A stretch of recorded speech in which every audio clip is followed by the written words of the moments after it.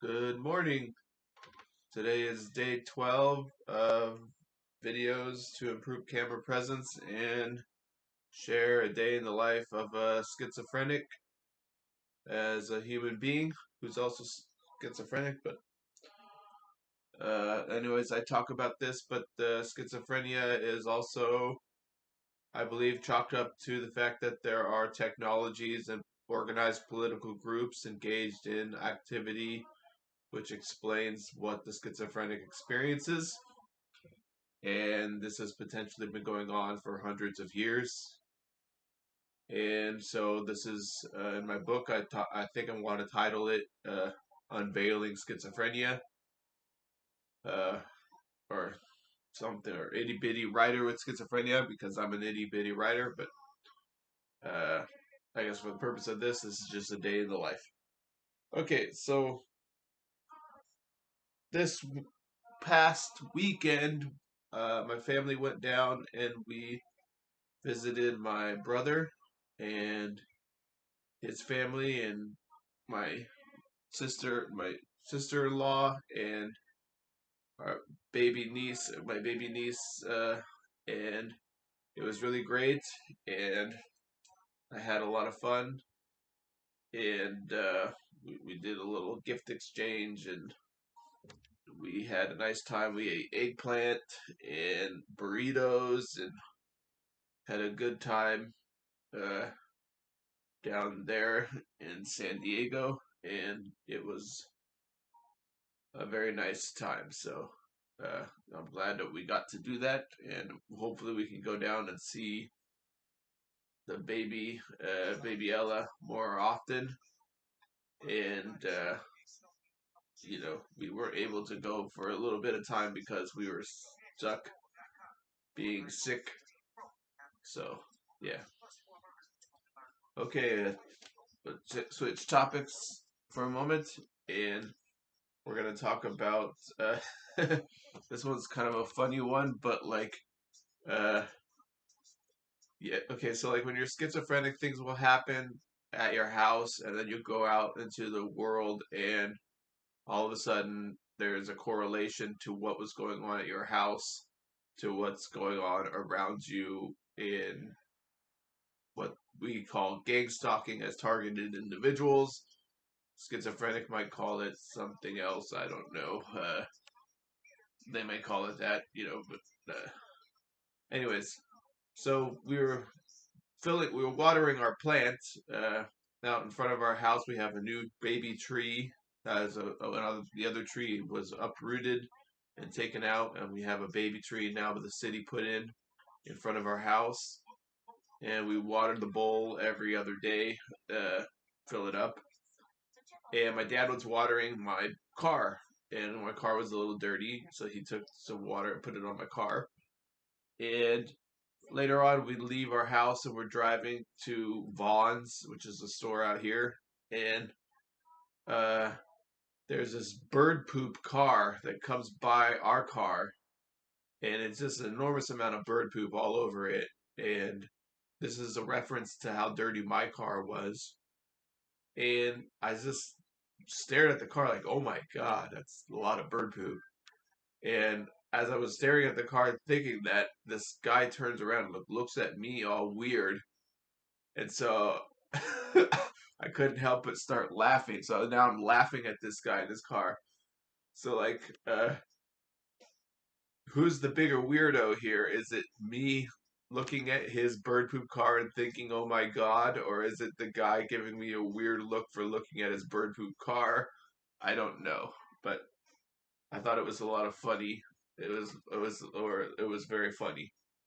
Okay, all right. Another topic. Katie Ledecky's mom was a decorated swimmer, and I learned this in my Katie Ledecky book. And I had known from the previous chapter that her mom was engaged in competitive swimming. Her mom apparently went to nationals for swimming in college or something like that. So, but Katie Ledecky says more importantly is that her mom was a good person and it taught Katie to be a good person. So I thought that was interesting that her mom was a decorated swimmer, and I know that that all started from the fact that the grandpa made the swimming pool based on an accident of her aunt almost drowning when falling into water. So that was so there's another takeaway is that the mom even became a decorated swimmer because of it. And in the book it talks about how like a lot of people were coaching her mom up on like, oh, you got to put Katie in all these in these various programs, and you have to work with this and that coach and stuff. But I guess Katie stayed in her regular uh, clubs that she had in Bethesda, Maryland, which I'm sure are probably nice clubs, but she stayed in her regular. She did not move all over the country once Katie was really a great swimmer. Okay, so NBA fights. Segue topic.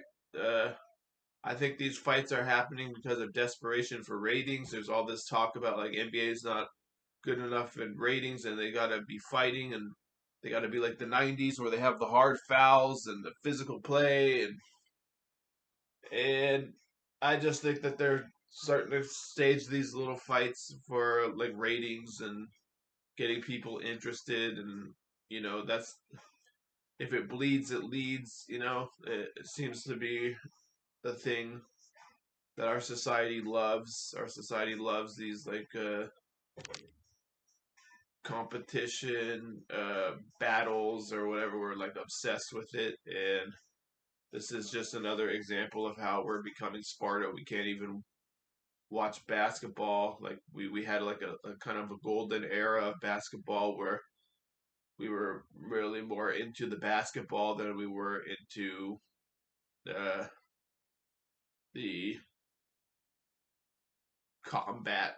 You know, so that was like the 2000s where people were like, "Oh, we're legitimately into basketball now," and basketball got better. And I think basketball keeps getting better and better.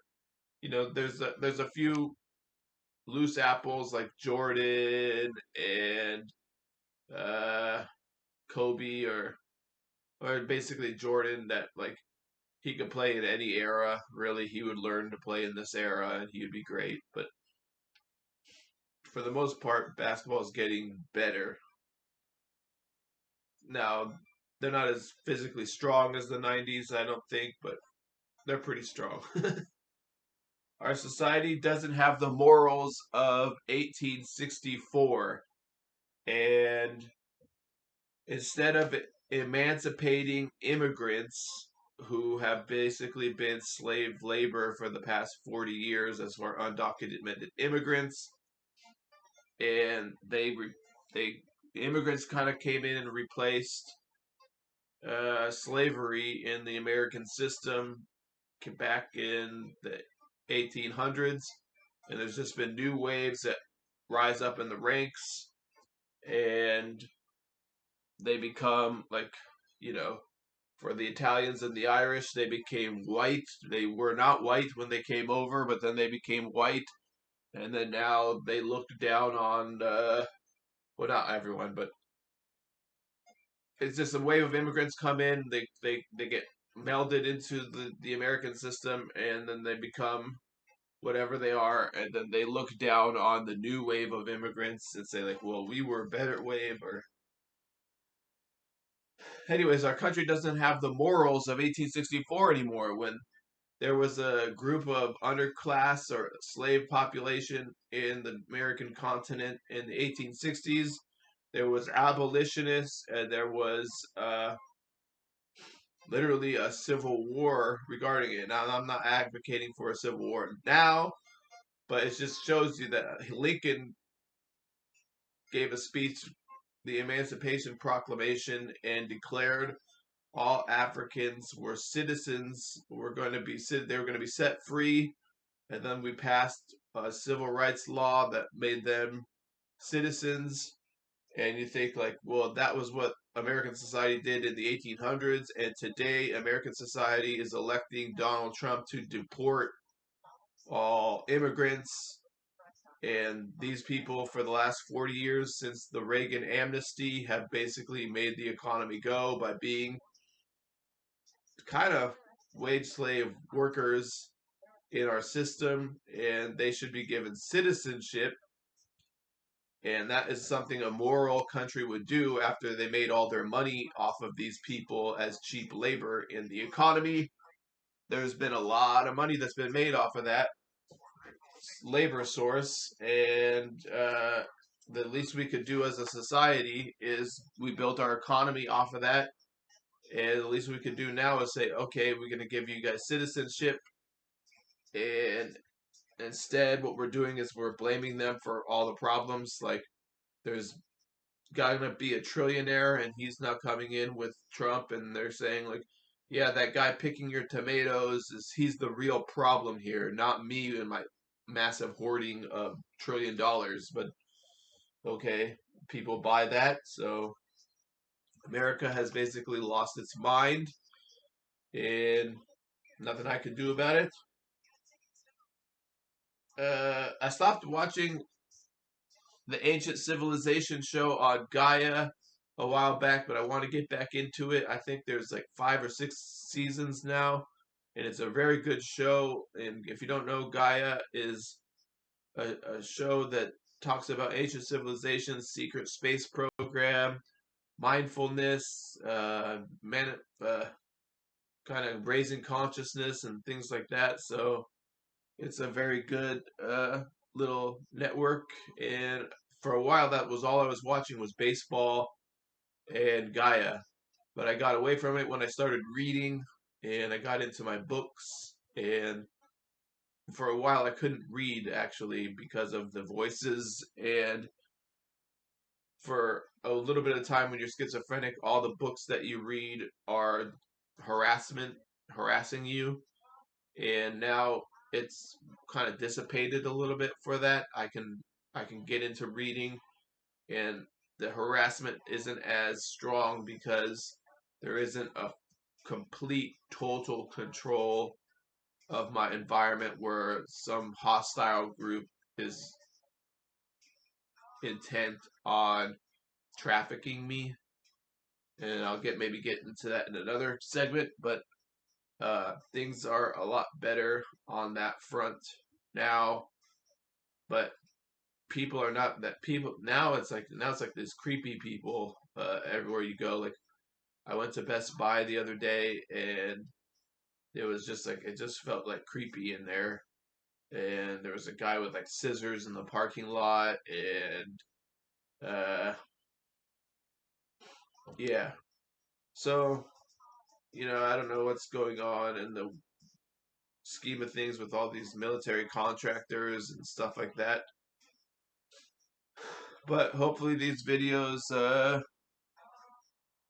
help put me out there so people see I'm not that kind of a crazy guy. I'm just like a regular person, and I don't deserve any crazy thing happening to me or anybody else. So, okay. All right. I'm done.